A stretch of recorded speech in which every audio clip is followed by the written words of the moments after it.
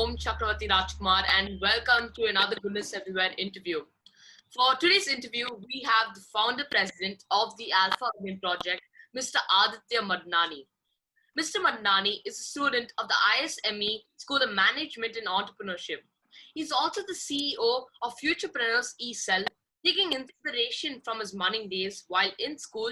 He started the Alpha Urbane project. The Alpha Beam project is an initiative that is committed towards championing enterprising young minds.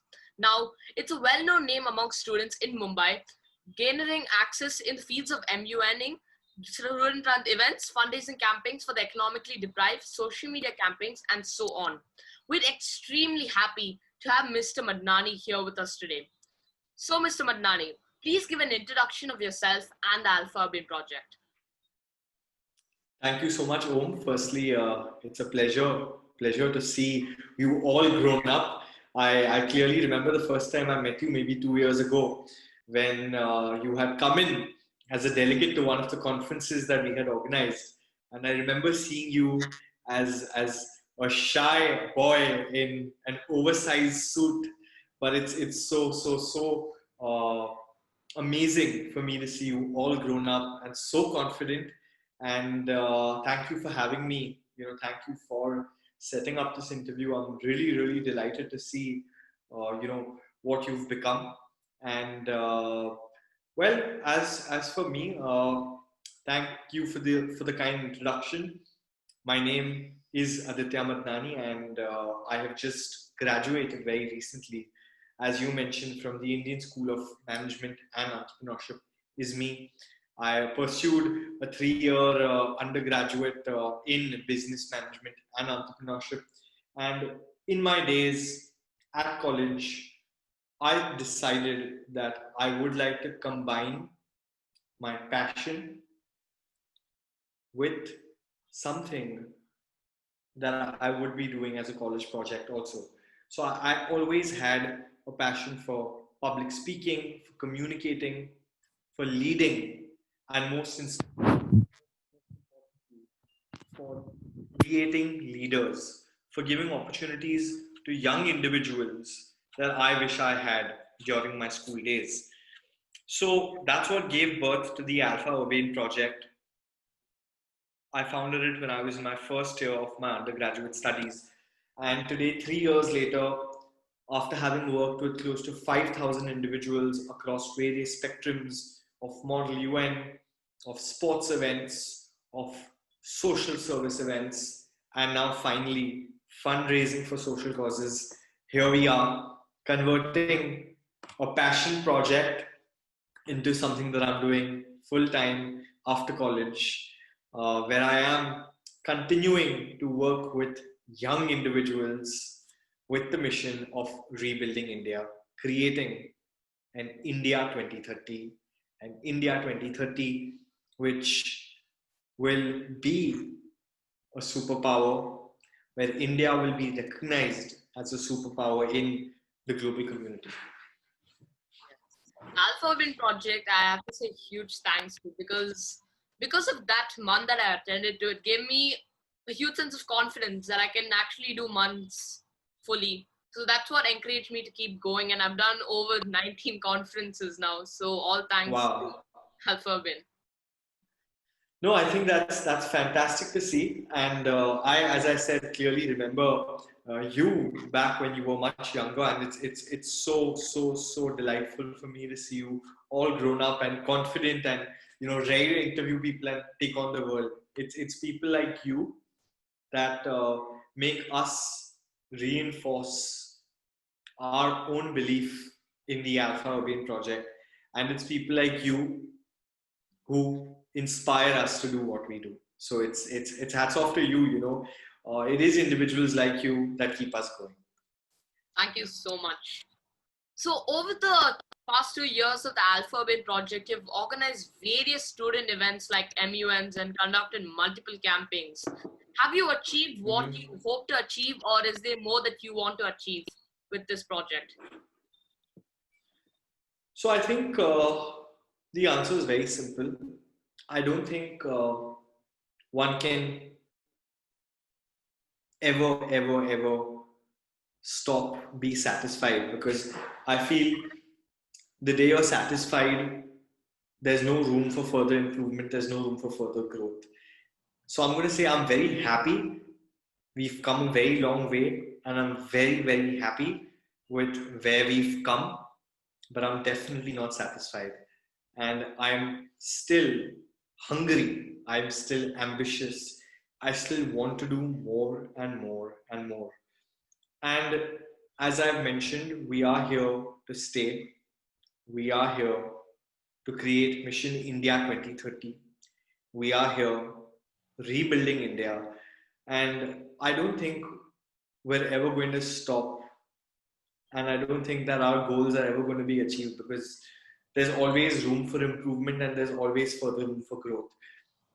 So the more and more people that we interact with, the larger the ambition becomes, and it's about not stopping, it's about moving forward, and it's about just going along that path. Yeah, you're absolutely correct. You can always improve upon something. There is nothing that is perfect completely. So, Mr. Madnani, with the work that you have achieved, what kind of recognition have you received from other people because of this?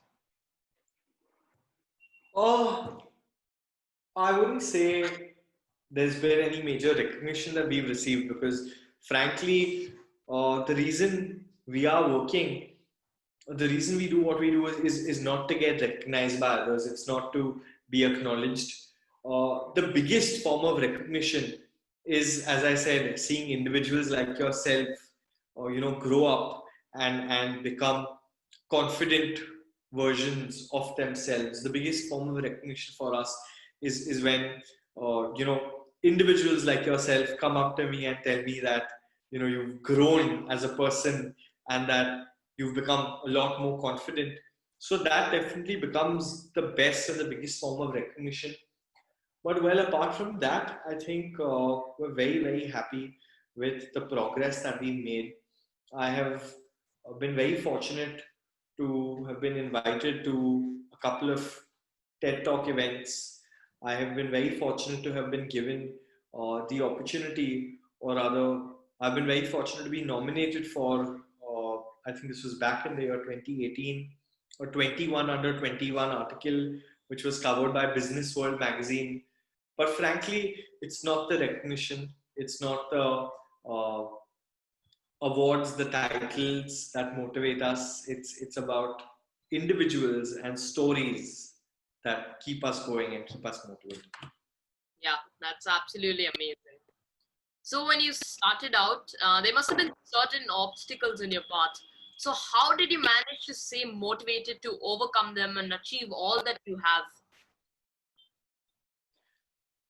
So I think the biggest element is self motivation at any given point in time. I think there were several obstacles, especially as someone who is pursuing his or her studies, someone who is still studying. The biggest challenge, of course, becomes maintaining your balance between your work, your academics, and also trying to make time for yourself. So there have been several instances where I have, wanted to stop, wanted to give up, wanted to just take it easy, and I think those are the moments that define you. To be honest, it's not about the dog in the fight, but the fight in the dog. It's not about how hard you can get punched, but how hard. Sorry, it's not about how hard you can punch, but it's about how hard you can get punched and still get up and fight. So I think that's been the key. It's about telling yourself in those moments that I have a vision, I have a mission, and it's about having a never say die attitude. So most obstacles in my journey have been internal rather than external, where very often things don't go according to plan. You don't achieve the results that you desire. but it's about picking yourself up in those moments and just keep going. Yeah. So, Mr. Mandani, over the course of this pandemic, you and your organization has conducted many fundraisers, raising huge sums of amount for people that have been affected by COVID-19. Please do tell us how a student-run organization is able to achieve something to that extent. Well, Om, to be very frank with you, the thought, the idea struck us when we realized that the 21-day lockdown that was promised to us was going to be a little longer than 21 days. And we realized that we are going to be homebound for a while. And while people like you and I come from backgrounds of privilege, there are so many Indians, there are so many people across the country, just like you and I, Indians, probably people our age, that do not have access to the same things that you and I do. Well, you and I keep complaining about the fact that we have assignments due, the fact that we have tests due, the fact that there's so much homework. But the reality of the situation is that this pandemic has forced so many people to drop out of school because they simply cannot afford basic electronic devices. You and I keep complaining about the dinner that we eat at home. But frankly, the only complaint that we have very often is that we wanted our pasta in a red sauce, but our mums and dads chose to make it in a white sauce. And that's the only complaint that we have about our dinner. The reality of the situation is there are so many individuals who don't get dinner at all. And there are so many individuals who, by virtue of not getting dinner, don't make it alive to breakfast the next morning. So when we realized that there was a crisis, to start off with the migrants who were away from home, out of work, we decided that we want to reach out to these people. And back then, maybe in the month of April, while the cases of COVID were nothing compared to what they are today, the fear was a lot higher. And obviously, back then and even today, it's not very safe to step out of our homes. But as students, we wanted to do something about this. We wanted to take responsibility for it. And that's exactly what we did. We decided that we are on a mission to feed as many people as we can. We are on a mission to provide basic hygiene, which, by the way, is a luxury to so many Indians. And that's when we decided that we'd like to tie up with an NGO. And since then, we have tied up, we have worked with a few NGOs, we've raised funds for them so that they can provide for the less fortunate, for the vulnerable communities, for those who need it the most. And that's how we went about raising funds. That's amazing. What you're doing is honestly a really great thing. There's a lot of people who don't get food, and what you're doing is an absolute great thing. So, Thank you. what are some of the valuable lessons that you've learned along the way in doing all of this? Uh, well, in terms of lessons, I think personally, what I have picked up, the few virtues that I have sort of picked up along the way, as I said earlier, it's been to have a never say die attitude or never say die spirit, and there will be obstacles, there will be challenges. For me, the most important thing is to just keep going, is to just keep walking, even if you have to walk alone. Rabindranath Tagore had written this one beautiful piece, and even till today, I feel it's so relevant. It's called Ekla Chalo Re, which means as long as you're doing the right thing, fear not to walk alone. Even if you have people that don't believe in you, that don't support you, just keep going, keep walking, keep moving forward. And I think to me, that's the most important thing, because giving up is not an option and it shouldn't ever be.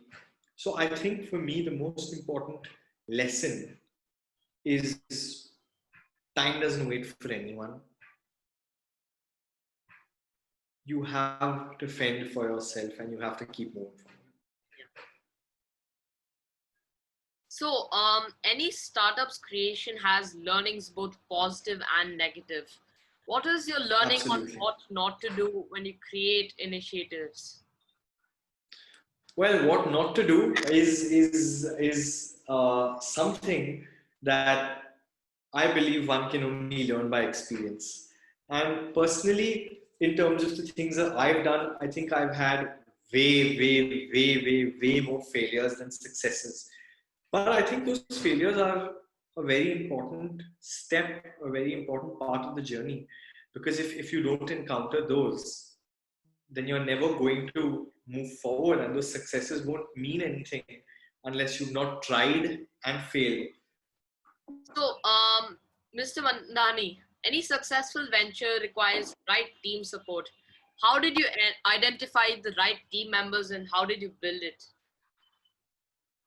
I personally believe that an idea means nothing without execution, and execution can only be achieved with the right team, as you said. So, for me, I personally believe that people are the key, not ideas. And since that has been my belief, I've focused on building strong personal relations with anyone and everyone that I wish to work with, that I continue to work with. And I think uh, one thing, and I can say this very proudly, one thing that is in common with everyone that I have ever had the opportunity to work with everyone that comes to the Alpha Urbane project, and that is the real filter, the real entry barrier, is that everyone that makes it to the organization has a couple of qualities in common. They are hungry, they want to keep moving forward, they are humble because they are willing to learn from one another, and they have a never say die, they have a never say die spirit. So I'd heard this quote back in the eighth or the ninth grade, and it's stuck with me ever since. And they say that if you're hardworking but you're not talented, you'll be a prince. If you're hardworking and you're talented, you'd be a king. But if you're only talented and not hardworking, you'd be a pauper. So I think what matters most is the ability to want to learn, the ability to absorb, and having a never say die spirit, having an attitude that keeps pushing you forward. And I think that that is really the key. And I am very grateful for everyone, whether it's my current team members or past team members. The one thing that's been common has been that they have all these qualities, and the fact that they are hungry, the fact that they are willing to learn, and they are willing to become better versions of themselves. That's amazing. So, now what's the next step for you?